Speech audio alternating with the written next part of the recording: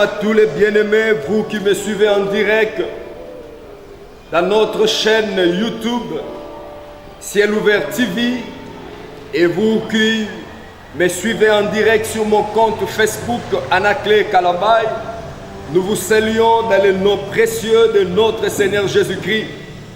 Laissez-moi vous rassurer qu'en ce dimanche 3 mai, la grâce de Dieu, les bontés de Dieu sont encore renouvelées en ta faveur.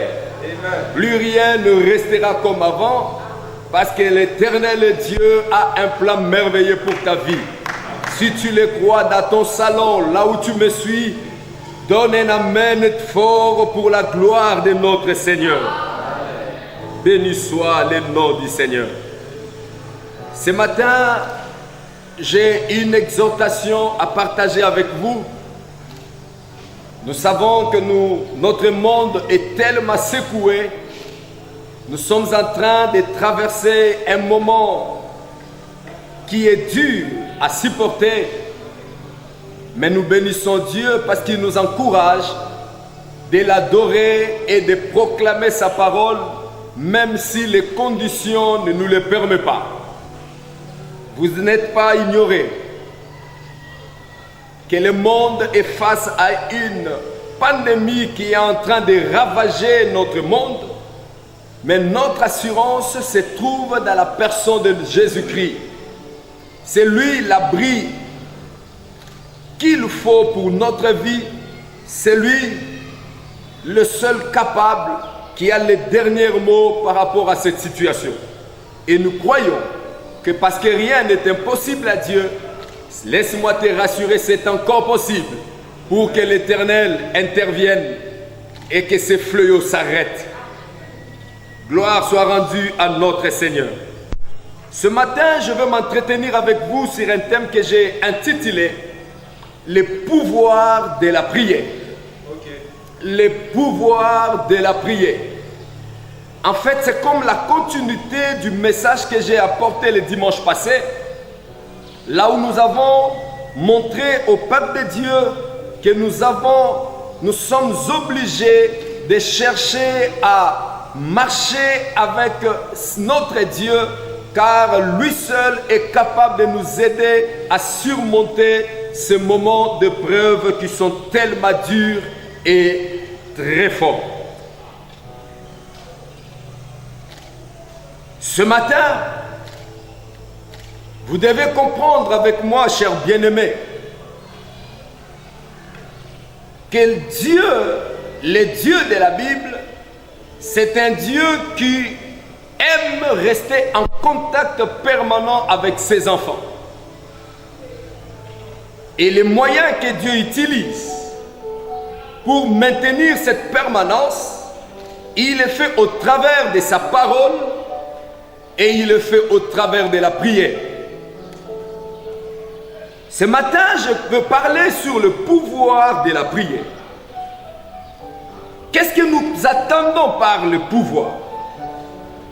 Nous avons dit que le pouvoir, c'est être capable de. Le pouvoir, c'est avoir la possibilité matérielle de faire quelque chose. Et nous sommes plus que rassurés que la prière possède à son sein ces capacités de faire quelque chose, possède à son sein la possibilité matérielle d'intervenir et de résoudre un problème. Celui qui est capable de prier, a dit un homme de Dieu, il est capable de changer son monde, il est capable de changer sa condition, il est capable de changer la situation de sa vie. L'apôtre Jacques nous dit, dans Jacques chapitre 5, verset 13, il dit, quelqu'un parmi vous est-il dans la souffrance qu'il prie? Regardez ça, bien-aimés. L'apôtre Jacques, qui était l'un des 12, le frère de notre Seigneur Jésus-Christ, il dit, si quelqu'un est dans la souffrance, Donc vous comprendrez, comme je l'ai dit le dimanche passé, la souffrance existe pour tout le monde. La souffrance peut arriver à n'importe qui et à n'importe quel moment. C'est pourquoi quand un de tes frères traverse un moment difficile, un moment de souffrance, ne te moque pas de lui, parce que tu ne sais pas ce qui pourra arriver dans ta vie demain ou après-demain. Personne n'est exempté de la souffrance. Tel que par rapport à cette pandémie qui est en train de ravager notre terre aujourd'hui, a déstabilisé la vie humaine. Cette situation a mis le monde dans une insécurité, à telle enseigne que même les grandes puissances, les gens qui ont un mot sur le monde, les gens qui peuvent dire un mot sur le gouvernement mondial, ils ont du mal à nous dire exactement quel jour ce fléau s'arrêtera. Ils sont dépassés, mes frères et sœurs. C'est une souffrance qui est en train de détruire notre planète, qui déstabilise le monde. Ça déstabilise les gouvernements. Donc personne n'est exempté à cela. C'est le Dieu qui nous garde. C'est le Dieu qui nous protège. Donc quand la souffrance arrive, alors que je suis en train de parler, il y a des gens qui me suivent, qui vivent en réalité cette souffrance.